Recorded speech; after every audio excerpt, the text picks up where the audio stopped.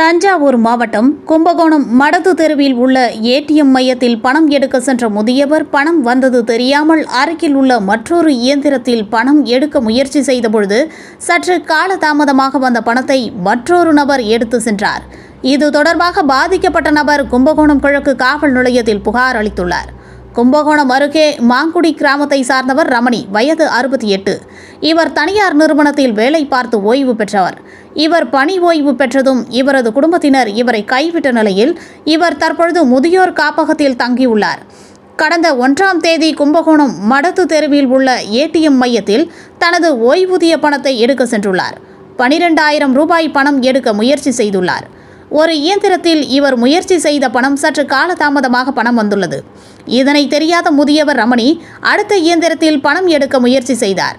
அதிலும் பணம் வராத நிலையில் இவருக்கு பின்னால் வந்த நபர் ரமணி முயற்சி செய்த ஏடிஎம் மிஷினில் வந்த பணத்தை எடுத்து சென்றார்.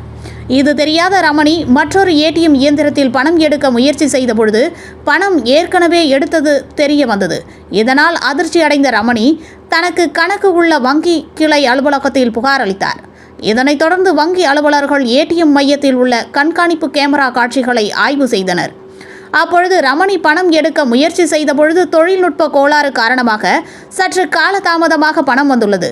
இவர் அடுத்த இயந்திரத்தில் பணம் எடுக்க முயற்சி செய்த பொழுது இவருக்கு பின்னால் வந்த நபர் ஏற்கனவே ரமணி முயற்சி செய்த ஏடிஎம் இயந்திரத்தில் வந்திருந்த பணத்தை எடுத்து சென்றது தெரிய வந்தது.